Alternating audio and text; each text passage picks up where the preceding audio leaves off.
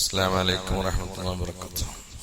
الحمد لله رب العالمين والعاقبة للمتقين الصلاة والسلام على رسوله الأمين وعلى آله وصحبه أجمعين.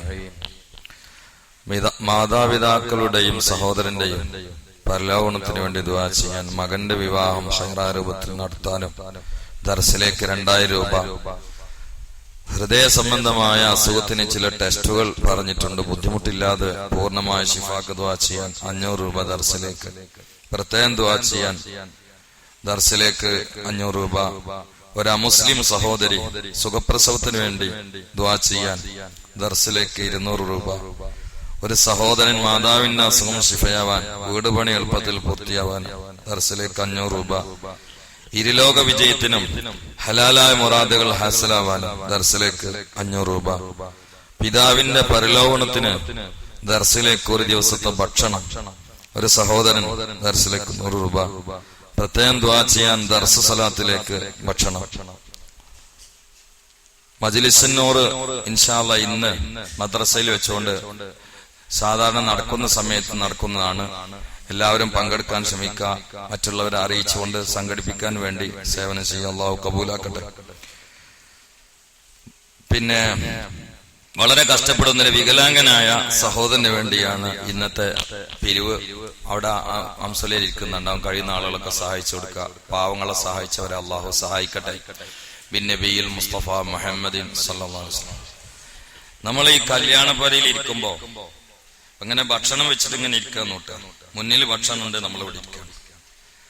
അപ്പൊ ഈ ഭക്ഷണത്തിന്റെ മുകളിൽ കൂടി ആരെങ്കിലും തുപ്പുവോ? അല്ല, എന്താ നിങ്ങളെ നിലപാട്? തുപ്പുവോ? ഈ ഭക്ഷണത്തിന്റെ മുകളിൽ കൂടി തുപ്പുവോ? എന്താ തുപ്പിയാല്? എന്താ തുപ്പിയാൽ അത് പറയും. എന്നാ പിന്നെ എനിക്ക് പറയാനുള്ള ഞാൻ പറഞ്ഞുതരാം. എന്താ തുപ്പിയ എന്താ കുഴപ്പം? അതിലേക്ക് ചെറുത് തെറിച്ച് വീഴുന്ന് പേടിച്ചിട്ടല്ലേ തുപ്പാത്തത്? അല്ലെ? ആ ഭക്ഷണത്തിലേക്ക് ചെറുതായിട്ട് തെറിച്ച് വീഴും എന്ന് പേടിച്ചിട്ടല്ലേ തുപ്പാത്തത്? ഞാൻ നിങ്ങളെ ഇപ്പൊ ഈ മുഹമ്മദ് ഖാന്റെ ഈ കവിളിന്റെ ഭാഗം ഇതിൽ കൂടി ഞാനാണ് തുപ്പിയാല് ഇന്നെ ഇവിടെ അസർ സ്കരിക്കാൻ പറ്റുമോ? പറ്റും. നിങ്ങളൊക്കെ ബാക്കിലൊന്നും സ്കരിക്കും, പക്ഷെ ഒരു 2-ാം പറയലല്ലേ തക്ബീറിട്ട. സത്യത്തിൽ മൂപ്പരെ പെടുക്കല്ലല്ലേ ഞാൻ തുപ്പിയത്? പെടുക്കാണോ? മേൽക്കൂടിയാണ്. എന്നാലെന്താ തുപ്പലാണ്ട് വീഴും എന്നതുകൊണ്ടാണ്. ഇങ്ങനെ ആവുമ്പോ നമ്മളെങ്ങനെ പള്ളിന്ന് ജലന്റെ ഉള്ളിൽ കൂടി തുപ്പുക?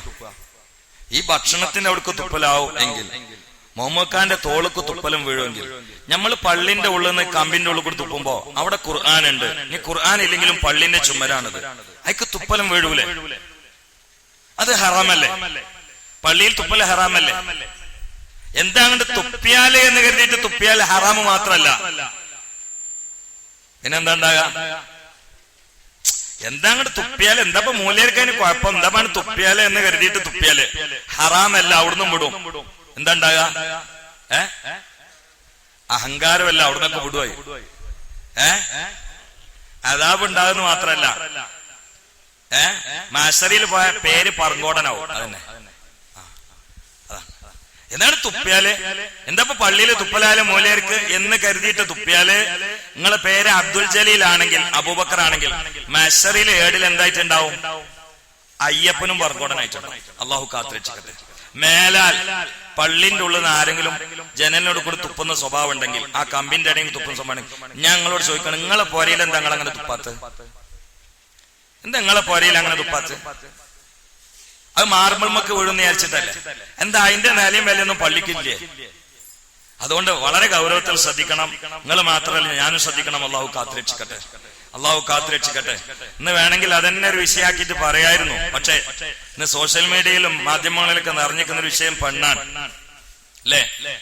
സദാശിവൻ ഗവർണർ പ്രഖ്യാപിച്ചു, പെണ്ണുങ്ങളുടെ സുരക്ഷയ്ക്ക് വേണ്ടിയുള്ള മാർഗങ്ങളൊക്കെ പ്രഖ്യാപിച്ചെന്ന് പേപ്പറിലുണ്ടായിരുന്നു. 3 മാർഗങ്ങളാണ് അദ്ദേഹം പറഞ്ഞത്. ഒന്ന്,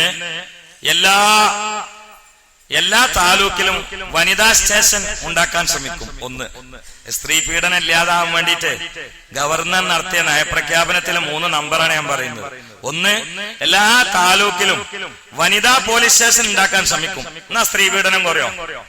അല്ല, ഞാൻ രാഷ്ട്രീയം പറയല്ല. എന്നാ സ്ത്രീ പീഡനം കുറയോ? ഒന്ന്. രണ്ടാമത്തത്, കുറ്റവാളികളുടെ പേര് പ്രസിദ്ധീകരിക്കാൻ വേണ്ടി ശ്രമിക്കും. സ്ത്രീ പീഡനം ഇല്ലാതാക്കാൻ വേണ്ടി പറയുന്ന നയങ്ങളാണ് ഇപ്പൊ ഇതൊക്കെ. കുറ്റവാളികൾ ആരായാലും അവരെ പേരൊക്കെ ആണ് പ്രസിദ്ധീകരിക്കുന്നു. ഇവർക്ക് എന്തെങ്കിലും ഒരു നാണുള്ള ഒരു പണിക്ക് കൊഞ്ഞ് പേര് പ്രസിദ്ധീകരിച്ചാൽ ഓല അതുകൊണ്ട് അറിയപ്പെട്ടെന്നല്ല. ഇപ്പൊ ഒരു നടി അറിയപ്പെട്ടമാര് ഒരു നടിനങ്ങോട്ട് ആഘോഷിച്ചു.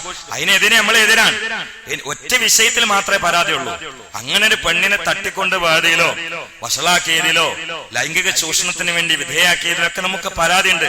പക്ഷെ നമ്മുടെ സങ്കടം എന്താ വെച്ചാല് 2-3 ദിവസങ്ങൾക്ക് മുമ്പ് ഒരു പെണ്ണിനെ 18 കുത്തുകൾ കുത്തിയിട്ട് നെഞ്ചിന് ഓട്ടാക്കിയിട്ട് കൊന്നിട്ടുണ്ട്. ആ റിപ്പോർട്ട് എന്തേ ഒറ്റ ദിവസം മാത്രം ഒരു ചെറിയ വരിയിൽ മാത്രം ഒതുങ്ങിയത് അല്ല. 18 കുത്ത് ഒരു പാവപ്പെട്ട പെണ്ണിനെ കുത്തി, എന്നിട്ട് നെഞ്ചിന് കുത്തിയിട്ട് ബത്തക്ക പൊളിക്കും പോലെ പൊളിച്ചിട്ട് കഷ്ണാക്കി വെച്ചു. അത് അന്ന് ഒരു ചെറിയ റിപ്പോർട്ടിൽ മാത്രം ഒതുക്കി. പക്ഷെ ഒരു നടിയെ വണ്ടി കേട്ടിട്ട് കൊണ്ടുപോയിട്ട് ഫോട്ടോ എടുത്തത് ഇപ്പോഴും പേപ്പറിൽ ആഘോഷിക്കുകയാണ്. ഏതായാലും പാവങ്ങളെ അള്ളാഹു നേരിട്ട് സംരക്ഷിക്കട്ടെ എന്ന് മാത്രം പറയലോടുകൂടി ആ നടിയെ കൊണ്ടുപോയാൽ നമുക്ക് ഇഷ്ടമോ അതിനെതിരെയുള്ള സമരത്തിൽ നമുക്ക് വിയോജിപ്പൊന്നുമില്ല, അതങ്ങനെ തന്നെ നടക്കട്ടെ. പക്ഷെ പാവങ്ങൾക്ക് വേണ്ടിയും പേപ്പർ എഴുതണമെന്ന് ഞങ്ങൾ പറയുന്നത്. പാവങ്ങളുടെ കാര്യം എന്താ പറയാ? ഇവിടെ കഷ്ടപ്പെടുന്ന പാവങ്ങൾ, പെണ്ണുങ്ങൾ പിച്ച് ചീന്തപ്പെടുന്നതും അന്യായമായി പീഡിപ്പിക്കപ്പെടുന്നതും എന്തുകൊണ്ട് ചർച്ചയിൽ വരുന്നില്ല? എന്തുകൊണ്ട് ചർച്ചയിൽ വരുന്നത്? ഇനി എല്ലാവർക്കും തോന്നൂലേ സ്ത്രീ സംരക്ഷിക്കപ്പെടെങ്കിൽ സിനിമയിലേക്ക് കയറണം എന്നല്ല എല്ലാവർക്കും തോന്നുക? കാരണം സിനിമാ താരമായാലും പിന്നെ ഒരുപാട് ആൾക്കാർ രംഗത്തുണ്ടാവും തോന്നിയാൽ പെണ്ണുങ്ങളൊക്കെ അത് പഠിക്കൂലേ? അതുകൊണ്ട് നടിയെയും അല്ലാത്തവരൊക്കെ അതിനെ പിറകിൽ കൂടിയിട്ട് സ്ത്രീത്വത്തെ വഷളാക്കാൻ ശ്രമിച്ച ആളുകൾ അള്ളാഹു തആല നിയമപരമായിട്ട് കീഴ്പ്പെടുത്തട്ടെ എന്ന് നമുക്ക് ദ്വാരക്കാം. പക്ഷെ അത് ഒരാളിലോ ഒരു മേഖലയിലും മാത്രം ഒതുങ്ങരുത് എന്നൊരു അഭിപ്രായം നമുക്കുള്ളത്. ഏത് പാവപ്പെട്ട പെണ്ണുങ്ങൾ പീഡിപ്പിക്കപ്പെട്ടാലും ഗൗരവത്തിൽ നടിയെ കണ്ടതുപോലെ കാണണം എന്ന് മാത്രമാണ് പറയാനുള്ളത്. അല്ല നടിയുടെ പേരിൽ നടക്കുന്ന പ്രതിഷേധമോ അതിന്റെ പേരിൽ നടക്കുന്ന നിയമപരമായ നീക്കങ്ങൾക്കോ നമുക്ക് അനുകൂലമാണ്. പക്ഷെ ആ നടിയിൽ മാത്രം ഒതുങ്ങരുത്, നടനിൽ മാത്രം ഒതുങ്ങരുത്. ആ ലോകത്തുള്ള മുഴുവൻ പെണ്ണുങ്ങളുടെയും വിഷയത്തിൽ ഇതേ ഗൗരവം എടുക്കണമെന്ന് മാത്രം പറയലോടുകൂടെ നയപ്രഖ്യാപനത്തിൽ 3 കാര്യങ്ങൾ കടന്നു വന്നു. 1, സകല താലൂക്കിലും പോലീസ് വനിതാ സ്റ്റേഷൻ ഉണ്ടാക്കാൻ വേണ്ടി ശ്രമിക്കും. 2, പീഡിപ്പിച്ച ആക്രമിച്ച ആളുകളുടെ പേര് വിവരങ്ങൾ പ്രസിദ്ധീകരിക്കും. 3, പീഡനത്തിനിരയായ പെണ്ണുങ്ങൾക്ക് നഷ്ടപരിഹാരം കൊടുക്കും. നല്ല രസമുണ്ട്. ഒരു നാട്ടിൽ നിന്നായിട്ട് കള്ളന്മാരെ ശല്യം കൂടി നൂട്ടാ. അപ്പോ ഒരു നയപ്രഖ്യാപനം നടത്തി. ഏത് പറയുന്ന ആര് കട്ടുണ്ടായാലും ആ പുരക്കാർക്ക് കട്ടുണ്ടായ സാധനം അങ്ങനെ മാർക്കറ്റിൽ നിന്ന് കൊടുത്തിട്ട് ഗവൺമെന്റ് കൊടുക്കും എന്ന് പറഞ്ഞാൽ കള്ളന്മാരെ പിടിച്ചെട്ടാൻ പറ്റുമോ? എല്ലാ പുരക്കാരും വാതിൽ തുറന്നിടും. എന്തെങ്കിലും എടുത്തുണ്ടായാൽ മതിയായിരുന്നു. കാരണം പുതിയത് കിട്ടിയല്ലേ. എന്തെങ്കിലുമൊക്കെ എടുത്തുണ്ടായിക്കോട്ടെ. എല്ലാ വാതിലും കുല്ലുബാബിൻ മഫ്തൂഹ്, എല്ലാ വാതിലും തുറന്നിട്ട് കിടന്നുറങ്ങും. എന്തെടുത്തുണ്ടായാലും പുതിയത് കിട്ടേണ്ടേന്ന്. കാരണം വിൽക്കാനായ സാധനമായിരിക്കും, അത് വിറ്റ് പോണില്ല. അപ്പൊ എടുത്തുണ്ടായി കള്ളം കട്ടുണ്ടായി. അപ്പൊ ഗവൺമെന്റ് തലത്തിൽ അതിന് നഷ്ടപരിഹാരം കിട്ടുകയാണ്. കള്ളം വന്നാ സന്തോഷം എന്നല്ലാതെ. എന്നതുപോലെ 10 പെണ്ണുങ്ങൾക്ക് തോന്നും ആരെങ്കിലും പിടിച്ചോണ്ടായിട്ട് ലൈംഗികമായി പീഡിച്ചാൽ മതിയായിരുന്നു. കാരണം എന്താ? നമ്മൾ ആഗ്രഹം പൂർത്തിയും ചെയ്ത് പൈസയും കിട്ടി. സുബ്ഹാനല്ലാഹ്, അല്ലാഹു കാത്തുരക്ഷിക്കട്ടെ.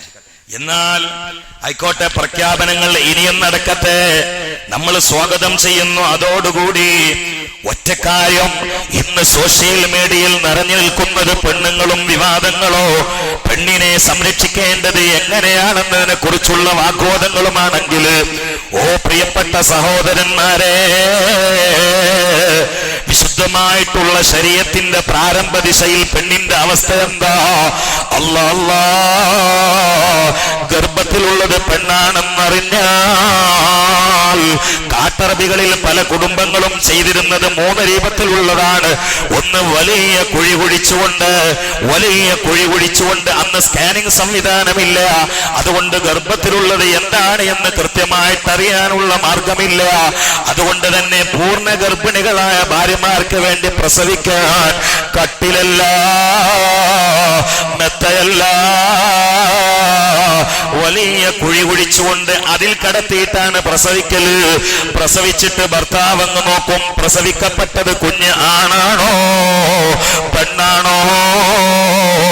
പെണ്ണാണെന്നറിഞ്ഞാൽ ആ പ്രസവിച്ച പെണ്ണിനെ മാത്രം എടുത്തു ഉയർത്തിയിട്ട് ആ കുട്ടിയെ പിന്നൊന്ന് നോക്കാൻ പോലും, മുഖഭംഗി നോക്കാൻ പോലും, കളർ നോക്കാൻ പോലും, കരച്ചിൽ കേൾക്കാൻ പോലും അവസരമില്ലാതെ പ്രസവിച്ച പെണ്ണിനെ മാറ്റി നിർത്തിയിട്ട് പെട്ടെന്ന് ആ കുഴി അങ്ങ് മണ്ണിട്ട് മൂടിയിട്ട് ചോര പൈതലിനെ കുഴിച്ചു മൂടിയിരുന്ന കാലമല്ലേ? സുബ്ഹാനല്ലാഹ്, ആ സമയത്തല്ലേ മുസ്തഫ നബി സല്ലല്ലാഹു അലൈഹി വസല്ലം الدنيا كلها متاع وخير متاع الدنيا المرأة الصالحة. ഈ ദുന്യവിയായ ഉൽപ്പന്നങ്ങൾ മൊത്തവും വിഭവങ്ങൾ മൊത്തവും അള്ളാഹു ജീവിക്കാൻ വേണ്ടി സുരക്ഷിതമായി നൽകിയിട്ടുള്ള ചരക്കുകളാണ്, വിഭവങ്ങളാണ്. അങ്ങനെ ദുന്യവിയായ അനുഭവങ്ങളിൽ നിന്ന് ഏറ്റവും വിശേഷപ്പെട്ടത് അല്ലെങ്കിൽ ഉത്കൃഷ്ടമായത് സദ്വനിതയാ നബിയുനാ മുഹമ്മദ് മുസ്തഫ സല്ലല്ലാഹു അലൈഹി വസല്ലം പറയുകയാ, പോരാ ഒരു മകന്റെ മകളുടെ വാപ്പ ഉമ്മ അതിൽ പെണ്ണുമ്മയാണല്ലോ. മുസ്തഫ നബി സല്ലല്ലാഹു അലൈഹി വസല്ലം സ്വർഗം പ്രതിഷ്ഠിച്ചത് പെണ്ണായ ഉമ്മയുടെ കാലിന്റെ കീഴെയാണ്. പെണ്ണിന്റെ കാലിന്റെ ചോട്ടിലാണ് സ്വർഗം ഫിറ്റ് ചെയ്തത് മുഹമ്മദ് മുസ്തഫ. അത് ഉമ്മാനെ ബഹുമാനിച്ചേ മാത്രമല്ല, അതുകൊണ്ട് അതോടുകൂടി ചില മഹാന്മാരെ പറയുന്നു, അത് സ്ത്രീത്വത്തിന്റെ മഹത്വം വിളംബരം ചെയ്തതാ മുഹമ്മദ് മുസ്തഫ, പ്രവർത്തനത്തിലൂടെ വിളംബരം ചെയ്തതാ.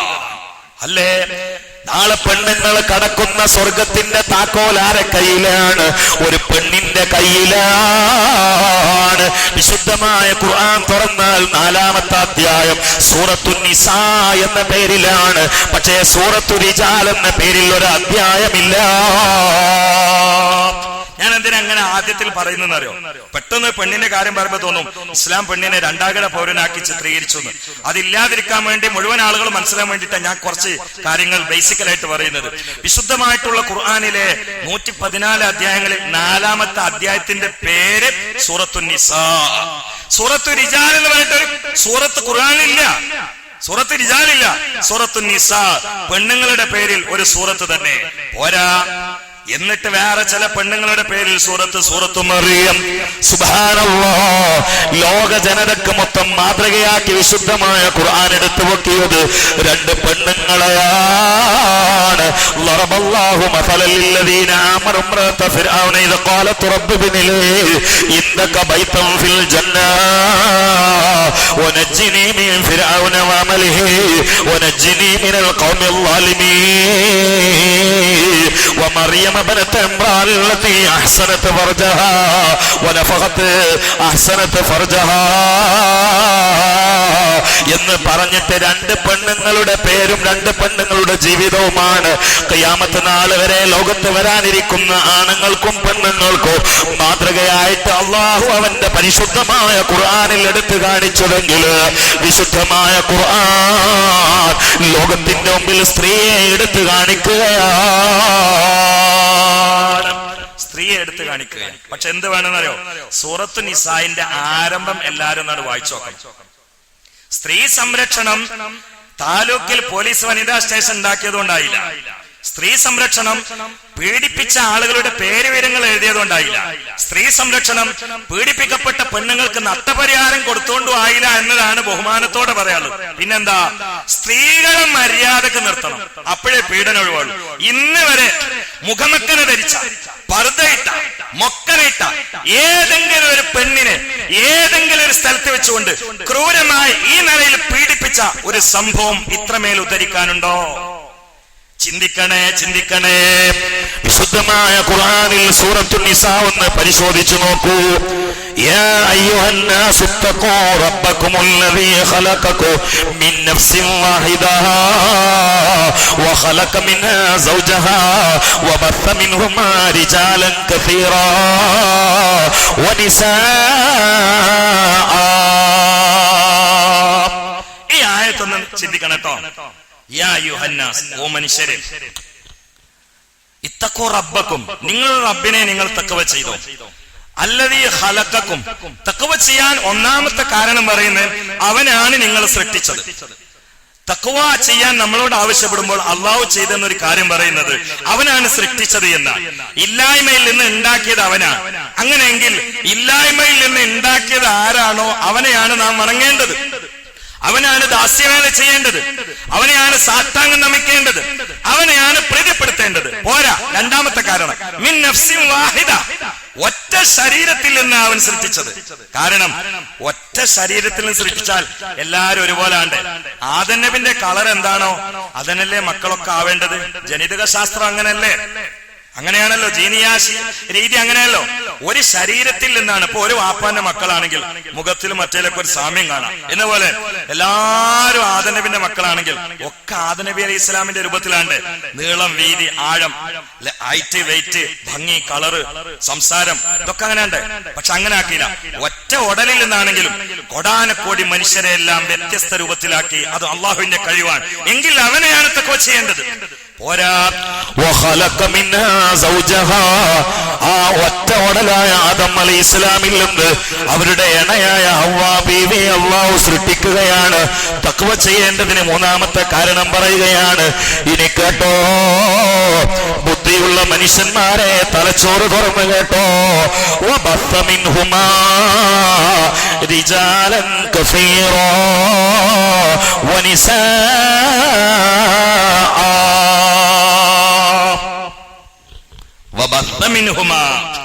ആ ആണിൽ നിന്നും പെണ്ണിൽ നിന്നുമായി അള്ളാഹു ലോകത്ത് പരത്തി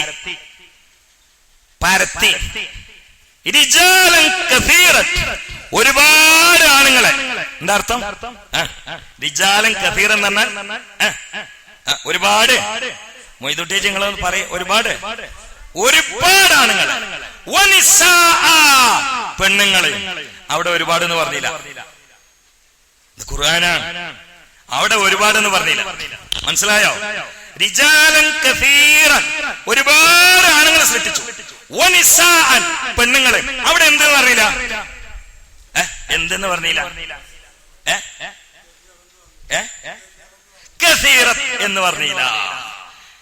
എന്നാലേ ആണുങ്ങളാണോ പെണ്ണുങ്ങളാണോ കൂടുതൽ?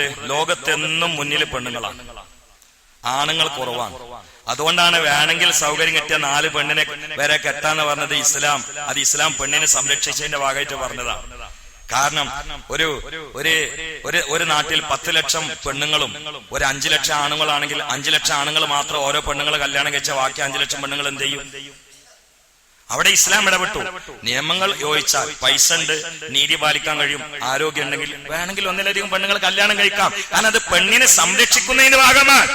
പെണ്ണിനെ പേടിപ്പിക്കല്ല, സംരക്ഷിക്കാൻ. ബാക്കി പെണ്ണുങ്ങൾ എന്ത് ചെയ്യും? ലോകത്തെന്നും പെണ്ണുങ്ങൾ കൂടുതലാണ്, ആണുങ്ങൾ ആപേക്ഷികമായി കുറവാണ്. അപ്പൊ പറയേണ്ടത് സത്യത്തിൽ എന്താ? ഒരുപാട് പെണ്ണുങ്ങളെ പരത്തി, ആണുങ്ങളും പരത്തി എന്നല്ല പറയേണ്ടത്, നേരെ എതിരാ പറഞ്ഞത്. ഒരുപാട് ആണുങ്ങളെ പരത്തി, പെണ്ണുങ്ങളും പരത്തി.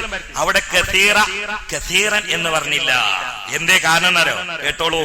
കാരണം എന്താ വെച്ചാല് പെണ്ണുങ്ങൾ എത്ര ഉണ്ട് എന്ന് അറിയണമെങ്കിൽ ആദ്യം പോണത് കാണണ്ടേ? എന്നാലല്ലേ ഇപ്പൊ എണ്ണാൻ പറ്റുള്ളൂ.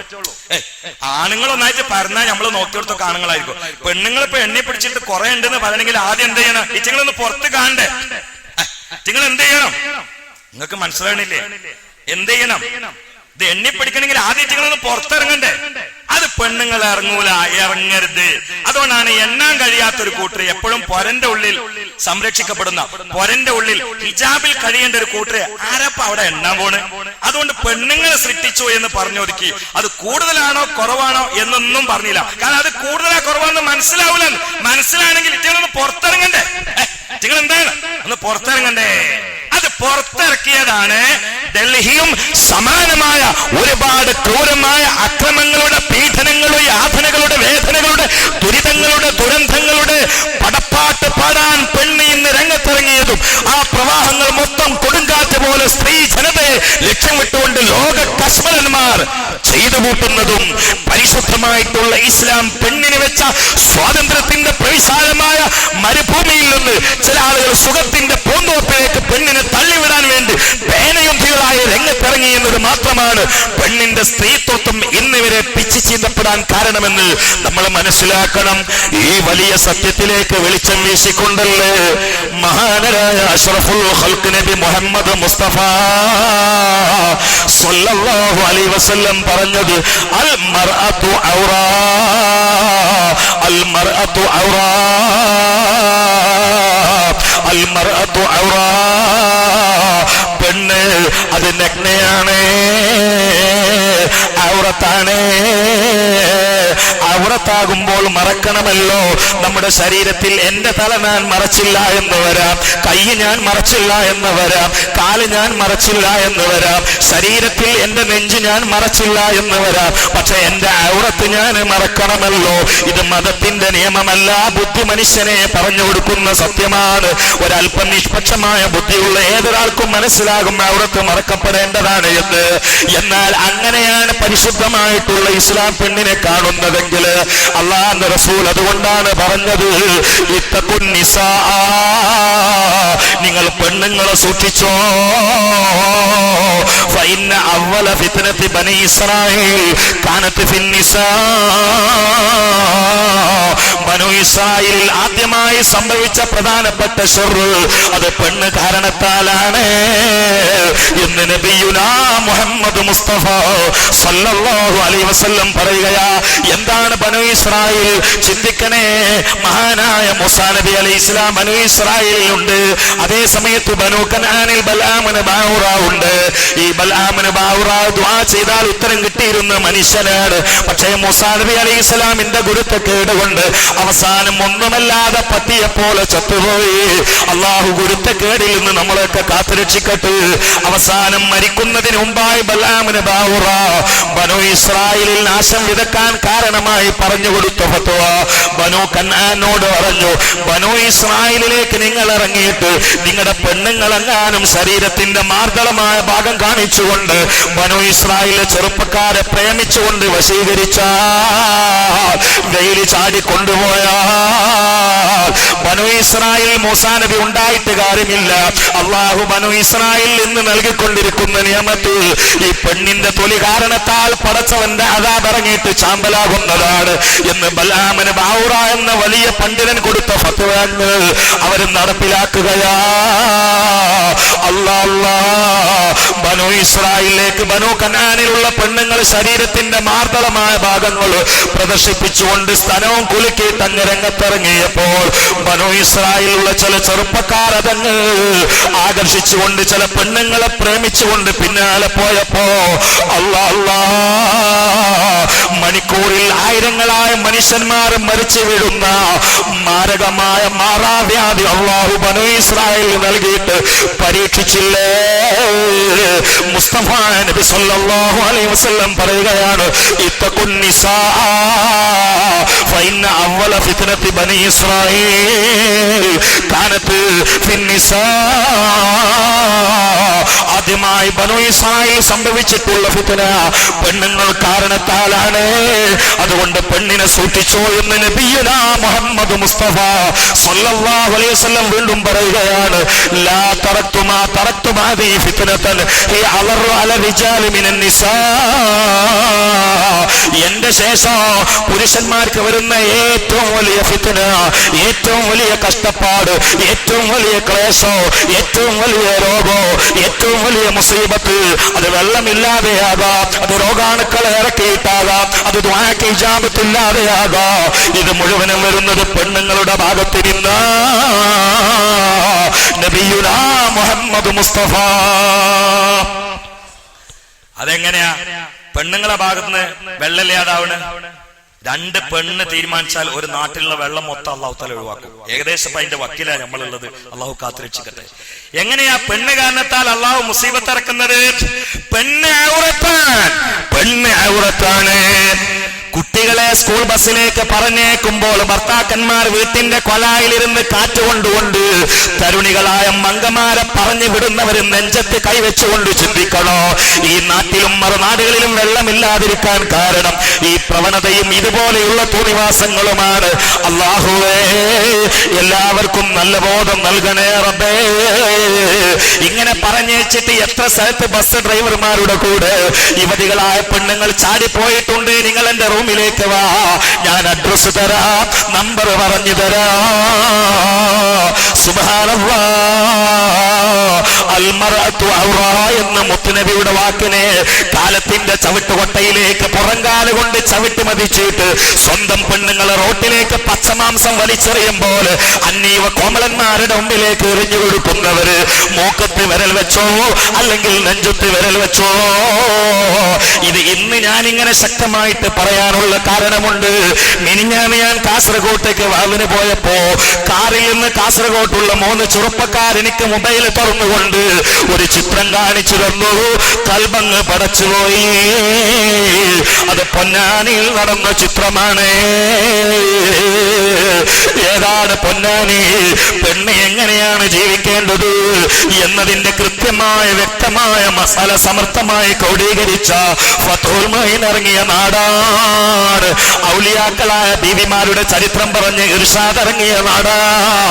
മഹാനായ അബ്ദുറഹ്മാനുൽ ഇദ്രൂസിയുടെ തർബിയത്ത് കൊണ്ട് വെളിച്ചം കിട്ടിയ നാടാ. മഖ്ദൂമാരുടെ പാദങ്ങളേറ്റ് പുളകിതമായ നാടാ. ഉമർ ഖാലിയുടെ ഇസ്കിൽ മുസ്കിയ, ഇസ്കിന്റെ മിസ്കിൽ മുക്കിയിട്ടുള്ള പുണ്യ നബിയോടുള്ള വചനാമൃതമായ ഹൃദയസ്പൃക്കായ പ്രോജ്വലമായ മദഹിന്റെ ഗീതം കേട്ട് ഉണർന്ന നാടാ. ആ നാട്ടിലിതാ ഒരു പിടി മുസ്ലിം പെൺകുട്ടികൾ മുഖമക്കന ധരിച്ചുകൊണ്ട് ആനയുടെ മുമ്പിൽ അന്യ ചെറുപ്പക്കാർ ബാൻഡ് മുട്ടുമ്പോൾ അതിന്റെ മുമ്പിൽ ഡാൻസ് കളിക്കുകയാ. ആ സമയത്ത് ഹിന്ദുക്കളായ പെൺകുട്ടികൾ ഒരൽപ്പം മാറി നിന്ന് ലജ്ജയോടെ ചിരിക്കുകയാ. പൊന്നാനിയുടെ മുഖച്ഛായ മാറ്റുന്നത് നിങ്ങൾ അന്നം കഴിച്ചുകൊണ്ട് ഭക്ഷണം കഴിച്ചുകൊണ്ട് വീട്ടിൽ വളരുന്ന പെൺകുട്ടികളാണെങ്കിൽ നാളെ മഖ്ദൂമുമാരുടെ മുമ്പിൽ നിങ്ങൾ തലതാഴ്ത്തേണ്ടി വരുന്നതാണ് വാപ്പമാരെ. ഞാൻ സ്കൂൾ മാനേജ്മെന്റിനെ പറയുന്നില്ല, കാരണം അവരതിന് ഉത്തരവാദികളല്ല എന്നാണ് പറയുന്നത്.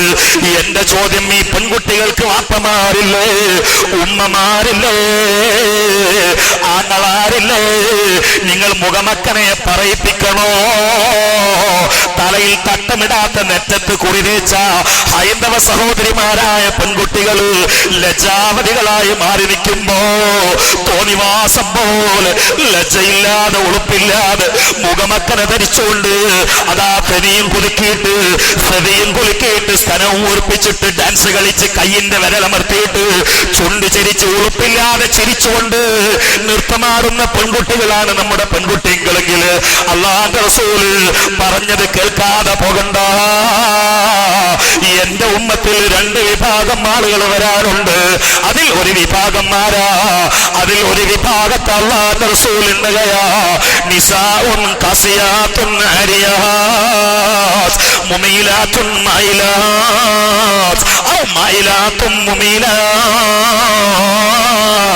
റൂസുൻ കസ്മത്തുൽ മുഖ്തിൽ മൈലാ ലാ യദ്ഖുലുൽ ജന്ന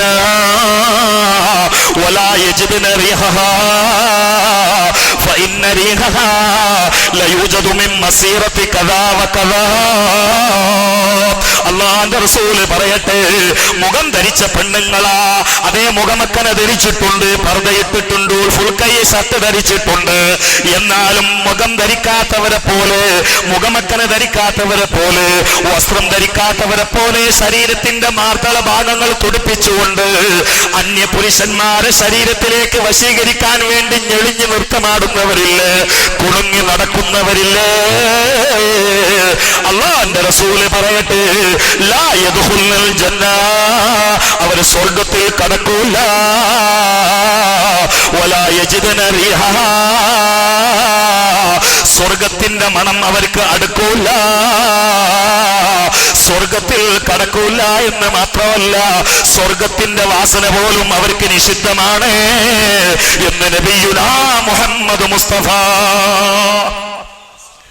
അല്ലാഹുവിന്റെ റസൂല് പറഞ്ഞതാണ്.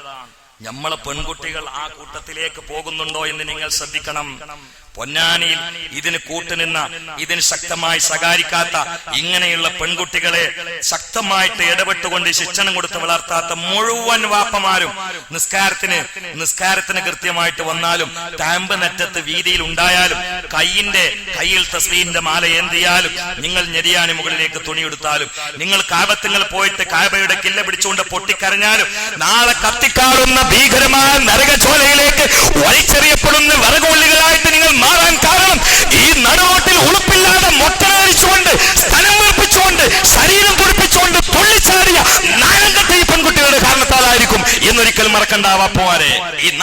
പെൺകുട്ടികളുടെ കാരണത്താലായിരിക്കും. അള്ളാഹു കാത്തുരക്ഷിക്കട്ടെ.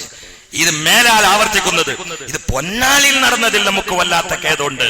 എന്റെ നാട്ട് തിരൂരിലാണെങ്കിൽ സഹിക്കാം, പുതിയങ്ങാടിയിലാണെങ്കിൽ സഹിക്കാം, ചാവക്കാടാണെങ്കിൽ സഹിക്കാം, മലപ്പുറത്തിന്റെ നെഞ്ചത്താണെങ്കിൽ സഹിക്കാം. ഇത് എങ്ങനെയാ ഈ തോന്നിവാസം പൊന്നാനിയിൽ വന്നത് എന്നതിനാൽ എന്റെ വല്ലാത്ത ഖേദവും എന്റെ ഞെട്ടലും. എന്റെ പ്രിയപ്പെട്ട സഹോദരന്മാരെ, എന്തിനാ ഞാൻ ഇതെവിടെ വെച്ചുകൊണ്ട് പറയുന്നത്? ഞാൻ കാസർഗോഡ് ഇത് പറഞ്ഞിട്ട് കാര്യമില്ല, കണ്ണൂർ പോയി പറഞ്ഞിട്ട് കാര്യമില്ല, തൊടുപുഴയിൽ പോയി പറഞ്ഞിട്ട് കാര്യമില്ല. എനിക്ക് ഇന്നും നാളെയൊന്നും ഈ ഭാഗത്ത് പൊന്നാനി പ്രശ്നം കൊണ്ടെന്ന് തോന്നുന്നില്ല. അപ്പൊ എന്റെ സങ്കടം ഇവിടെ വെച്ചുകൊണ്ട് ഞാൻ തീർക്കുകയാണ്. പൊന്നാനിയിൽ നിന്ന് ഒരുപാട് ആളുകൾ ഇവിടെ വന്നിരിക്കുന്നുണ്ടല്ലോ, അതുകൊണ്ട് കൂടിയാ. അതുകൊണ്ട് ഒരു കാര്യം, നമ്മളെല്ലാരും കൂടി ഒന്ന് ഇരുന്ന് ചിന്തിച്ചിട്ട് ഇതൊക്കെ ഒന്ന് മാറ്റാൻ കഴിയുമെന്നുള്ളതിന് ഒരു വേദികൾ ഉണ്ടാക്കി, പകലാണെങ്കിൽ ഏത് തിരക്കുണ്ടെങ്കിലും ഞാൻ വരാം, എന്നിട്ട് ഇരുന്ന് ചിന്തിക്കും. ഇതൊന്നും പൊന്നാനിയിൽ മേലാൽ ആവർത്തിക്കാതിരിക്കാൻ നമുക്ക് ഇന്ന് എന്താണ് ചെയ്യാൻ കഴിയുക എന്ന് ചിന്തിച്ചുകൊണ്ട് ആ ഒരു രീതിയിൽ കായികമായിട്ട് മുന്നേറാനല്ല പറയുന്നത്, ആയുധ ഭാഷയിൽ രംഗത്തിറങ്ങാനല്ല പറയുന്നത്, കോടതി ഭാഷ അംഗീകരിച്ചുകൊണ്ട് തന്നെ മതത്തിന്റെ ചിട്ടയിൽ നിന്ന് സമൂഹത്തിന്റെ സമുദ്ധാരണത്തിന് വേണ്ടി നമുക്കൊക്കെ വല്ലതും ചെയ്യാൻ കഴിയുമോ എന്നത് ചിന്തിക്കാൻ ഓരോ മഹലിലെ പ്രസിഡന്റും ബാധ്യസ്ഥനാ, സെക്രട്ടറി ബാധ്യസ്ഥനാണ്, ഖജാൻജി ബാധ്യസ്ഥനാണ്, കാളിയാരെ മുമ്പിൽ നിൽക്കേണ്ടവനാണ്, ഖത്തീബുമാർ വിളിച്ചാൽ ഓടി വരേണ്ടവരാ. ആ കടമയിൽ നിന്ന് പിന്തിരിഞ്ഞു പോയാൽ നാളെ വരുന്നത് ദുനിയാവും ആഖിറും അദാബിലാകുന്ന ഗതികേടിലായിരിക്കും. അള്ളാഹു നമ്മളെ എല്ലാവരെയും കാത്തുരക്ഷിക്കട്ടെ. അതിനറിയാതെ കൂട്ടുന്ന പെൺകുട്ടികളായിരിക്കും ഒക്കനിട്ട പെൺകുട്ടികൾ. അവരറിഞ്ഞിട്ടുണ്ടാവില്ല, അവർ ആനനെ കണ്ടപ്പോ ബാൻഡ് കണ്ടപ്പോ ഒന്ന് തുള്ളിച്ചാടിയതാണ്. പക്ഷെ പെൺകുട്ടികൾ തന്നെ ഇറങ്ങാൻ പാടില്ല. വാപ്പമാരോടും ഉമ്മമാരോടുമാണ് ഈ വിഷയം ഞാൻ ഉണർത്തുന്നത്. ഗൗരവത്തിൽ ഈ കാര്യങ്ങളൊക്കെ ശ്രദ്ധിച്ചിട്ട് നമ്മളെ മക്കൾ അങ്ങനെയൊക്കെ സ്വഭാവം ഉണ്ടാവുന്ന ഒരു കൂട്ടുകെട്ടിലാണോ എന്നൊക്കെ ചിന്തിച്ചുകൊണ്ട് പെൺകുട്ടികളെ നിലക്ക് നിർത്താൻ എല്ലാവരും ശ്രദ്ധിക്കണമെന്ന് മാത്രം പറഞ്ഞുകൊണ്ട് സമയം വൈകി ദീർഘമായിട്ട് പറയേണ്ട കാര്യമാണ്, സമയമില്ല. അതുകൊണ്ട് സ്ത്രീ സംരക്ഷണമാണ് ഉദ്ദേശിക്കുന്നതെങ്കിൽ ഗവർണറുടെ നയപ്രഖ്യാപനം നമ്മൾ ബഹുമാനത്തോടെ കാണുകയാണ്. സദാശിവം പ്രഖ്യാപിച്ച നയപ്രഖ്യാപനം ബഹുമാനത്തോടെ കാണുകയാണ്. പക്ഷെ അതിലേക്ക് കുറച്ചുകൂടി കൂട്ടേണ്ടിയിരുന്നു എന്നൊരു അഭിപ്രായമുണ്ട്. കാരണം താലൂക്കിൽ വനിതാ പോലീസ് സ്റ്റേഷൻ നിർമ്മിച്ചത് കൊണ്ടോ, പീഡിപ്പിക്കപ്പെട്ട ഇരകൾക്ക് നഷ്ടപരിഹാരം കൊടുത്തത് കൊണ്ടോ, പീഡനം ചെയ്ത അക്രമികളെ പേരുവിവരം പ്രസിദ്ധീകരിച്ചുകൊണ്ടോ ഒന്നും സ്ത്രീ പീഡനം ഒരിക്കലും തന്നെ എടുത്തു കളയാൻ കഴിയില്ല എന്നാണ് വിനീതമായ അഭിപ്രായം. അതിലൂടെ കുറെ കൂടി കാര്യങ്ങൾ കൂട്ടിച്ചേർക്കേണ്ടതുണ്ട്. അതുകൂടിയൊക്കെ കൂട്ടിച്ചേർത്തുകൊണ്ട് പ്രഖ്യാപനങ്ങൾ ഒന്നുകൂടി ഭംഗിയാക്കാൻ ഉത്തരവാദിത്തപ്പെട്ട ആളുകൾക്കൊക്കെ അല്ലാഹു തആല ബോധം നൽകട്ടെ എന്ന് പറഞ്ഞ് റബ്ബന ഇവിടെ നൽകിയിട്ടുള്ള സംഭാവനകൾ അല്ലാഹു തആല സ്വീകരിക്കട്ടെ. അവരുടെ ഉദ്ദേശങ്ങളൊക്കെ അല്ലാഹു തആല പൂർത്തിയാക്കട്ടെ. കൂട്ടത്തിൽ അമുസ്ലിം ഒരു സഹോദരി ഈ ഒരു സംഭാവന ചെയ്തുകൊണ്ട് പ്രസവം എളുപ്പമാവാൻ വേണ്ടി ദുആ ചെയ്യാൻ വേണ്ടി പറഞ്ഞിട്ടുണ്ട്. അവരുടെ പ്രസവവും അവരുടെ കുടുംബവും ഒക്കെ അള്ളാഹുവിന്റെ വെളിച്ചത്തിലും ക്ഷേമത്തിലും മോക്ഷത്തിലും ഭാവിയെ രക്ഷപ്പെടുത്താനുള്ള സുഖത്തിലുമൊക്കെ പ്രസവവും ദീനിയായി ഈ ലോകത്തെ ജീവിതവും എല്ലാം അല്ലാഹു തആല ആക്കി കൊടുക്കട്ടെ എന്ന് ദുആ ചെയ്ത് അല്ലാഹുവിടെ നൽകിയിട്ടുള്ള സംഭാവനകളൊക്കെ അല്ലാഹു സ്വീകരിക്കട്ടെ. അവരിൽ നമ്മളിൽ മരിച്ചുപോയ മുഴുവൻ ആളുകളും പ്രത്യേകിച്ച് പള്ളിയുടെ ചുറ്റുപാത്ത് കിടക്കുന്ന ബാവജി അടക്കമുള്ള മുഅ്മിനീങ്ങളും മുഅ്മിനാത്തുകൾക്ക് അല്ലാഹു തആല പുറത്തു കൊടുക്കട്ടെ. രോഗികളുടെ രോഗങ്ങൾ അല്ലാഹു തആല ശിഫയായി കൊടുക്കട്ടെ. ഇവിടെ എല്ലാ വെള്ളിയാഴ്ചയിലും വരുന്ന പ്രിയപ്പെട്ട ഒരു സഹോദരൻ, അദ്ദേഹത്തിന്റെ ഉമ്മയ്ക്ക് വളരെ മാരകമായ രോഗത്തിന്റെ ലക്ഷണങ്ങളൊക്കെ കാണുന്നുണ്ടെന്ന് പറഞ്ഞ് കണ്ണിൽ വെള്ളം നിറച്ചുകൊണ്ട് ദുആ ചെയ്യാൻ വേണ്ടി പറഞ്ഞു. അല്ലാഹു തആല എന്താണെങ്കിലും ഒഴിവാക്കി കൊടുക്കട്ടെ, സലാമത്തായി കൊടുക്കട്ടെ. അല്ലാഹു വിശ്വാസം കബൂലാക്കട്ടെ. റബ്ബന മേലാൽ പൊന്നാനി ഭാഗത്തും ലോകത്തെവിടെയും പ്രത്യേകിച്ച് നമ്മുടെ പ്രദേശത്ത് ഇങ്ങനെയുള്ള ഒരു മംഗമാരുടെ മാമാങ്കം നടക്കുന്ന അപകടത്തിൽ നിന്ന് അല്ലാഹു നമ്മുടെ മണ്ണിനെ കാത്തുരക്ഷിക്കട്ടെ. റബ്ബന തഖബ്ബൽ മിന്നാ ഇന്നക അൻതസ് സമീഉൽ അലീം വതുബ് അലൈനാ ഇന്നക അൻത തവ്വാബുർ റഹീം. ആമീൻ ബിറഹ്മതിക യാ അർഹമർ റഹീമീൻ. സല്ലല്ലാഹു തആല വസല്ലം അലാ ഖൽഖി സയ്യിദിനാ മുഹമ്മദിൻ വആലിഹി വസഹബിഹി അജ്മഈൻ. സുബ്ഹാന റബ്ബിക റബ്ബിൽ ഇസ്സത്തി അമ്മാ യസിഫൂൻ വസലാമുൻ അലൽ മുർസലീൻ. അൽഹംദുലില്ലാഹി റബ്ബിൽ ആലമീൻ. അസ്സലാമു അലൈക്കും.